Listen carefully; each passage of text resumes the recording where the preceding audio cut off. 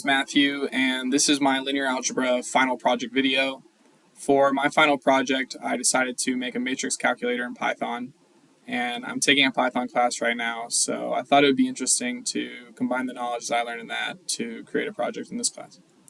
So the functions that my calculator will be able to run, it will have several operations like adding matrices, subtracting matrices, multiplying matrices, simplifying a matrix to row reduction form, solving a matrix equation, and calculating determinants and dot products. So if I go out of my slideshow, go over to my program. This is the program that I wrote in Visual Code Studio, and each matrix operation is a function that's called upon within this menu section over here. So each of the operations that I just discussed in my slideshow are right here, and the user will choose an option that they want to choose, and they'll be able to do what they want.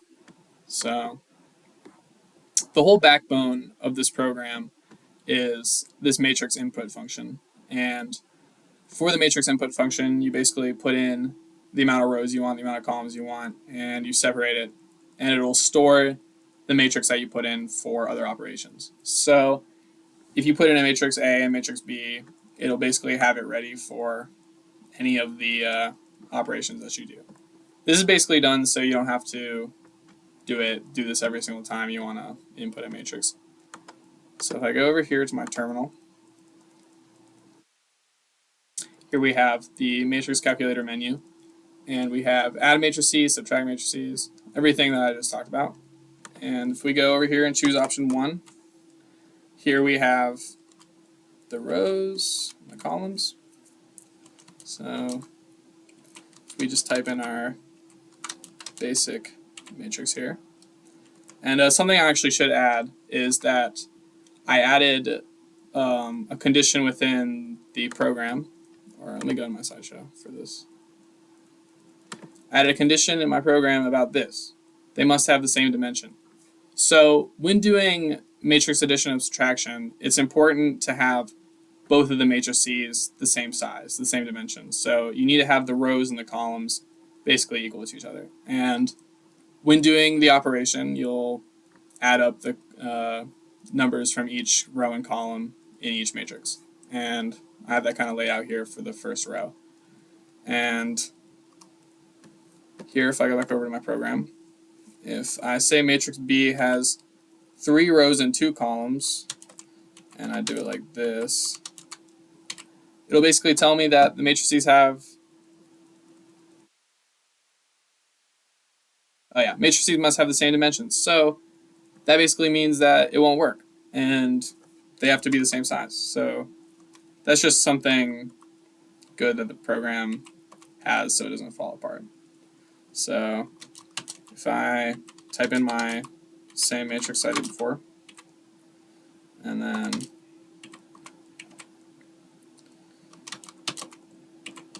I'll just do the same one. Here we have our new matrix, which is basically this matrix added to this one. Or that's what it is. It's not basically. Yeah. So when you do matrix addition and subtraction, it's not really, you don't really need a calculator for it, but I still thought it would be important to add it to this. So the next function, or the next operation that's covered by my calculator, is matrix multiplication. So something that was important when creating my program was making sure that the amount of columns of the first matrix match up the rows of the second matrix, because when doing matrix multiplication, that's one of the, like, that's something very important, that's what they need. So if I go back here over to my program, exit out of the terminal, when multiplying matrices, I set up this if statement to where the rows, or the amount of columns of the first matrix have to be equal to the rows of the second one.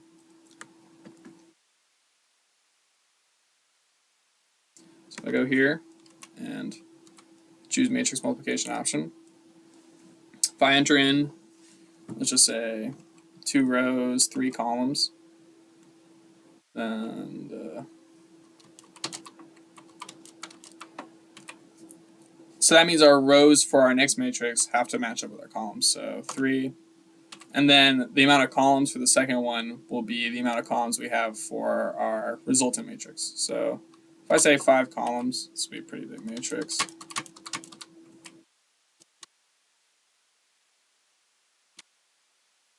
Oh, 56.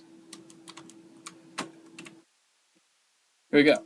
We have our resultant matrix, which is a 2 by 5, which lines up because the 2 and the 5 are old pieces.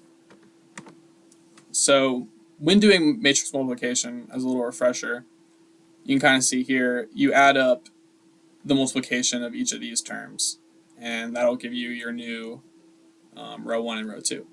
And our new matrix, which is a 2 by 1, will only have those 2 terms. So the next part of my program, which is simplifying matrices with reduced row echelon form. Something important that I need to note is that when creating this program, I used SymPy and NumPy, which are 2 Python add-ons. So basically, it would be pretty complicated to try and do all this stuff myself, and there's these add-ons that let you basically compute like really complex stuff. So I wouldn't be able to just reduce, it'd be a lot more code to reduce it. But if we go over here and choose our simplify option, if we give it our standard,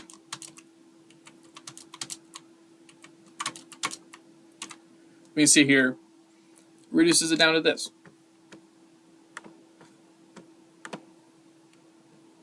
So hopping into my slideshow, reduce row echelon form. It reduces matrices for a better analysis. So once this matrix has been reduced, we can basically determine a bunch of things about it. We know the pivots, we'll know how many free variables there are, how many solutions we could possibly have, things like that. So it becomes very useful. Something I'm glad I added to the calculator. So if we do it again, you can do as many options as you want, or as many rows and columns as you want. It's like that. There we go. Simplifies it to this. So the next part of my slideshow, which is solving matrix equation. When solving matrix equations, you have the you're basically solving for the weights. So this x is this column, this y is this column, and z is this column. And you're trying to find out what these values will equal to equal 1, 2, 3. And if it's impossible, my program will give back and tell you it's impossible. So if we go into here, I don't even know any that I could do off the bat, but we choose option 5. I'll just try to do something easy. So if this is our original matrix that we have, so our coefficients, and then the constants that they equal. So number of rows is 2, columns is 1, and then we'd have something that looks like this. So we find that our solution vector is 0 and 0.5, or 0.5. So yeah.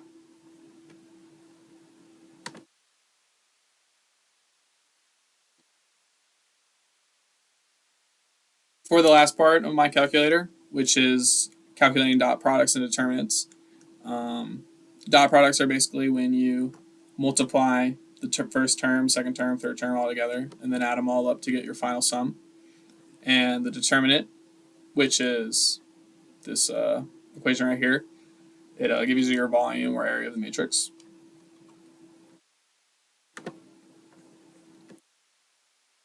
So let's choose just the dot product option. So when doing this, it basically tells you it has to be a vector. So it's either one row or one column, because vectors can be written in notation as vertical or horizontal. So I like doing it with 1 row and 3 columns. personally. Oh wait, I had a 2 vector. Whatever, we'll do it like this. So that's our 2 vector. And then when doing dot product, they also have to be the same length as each other. So if I were to do something that were different lengths, it would give me back something wrong. So like if I were to do this and 3,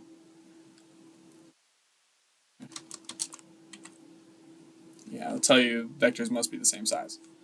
So these are all like safety nets that the program will tell you that it won't work.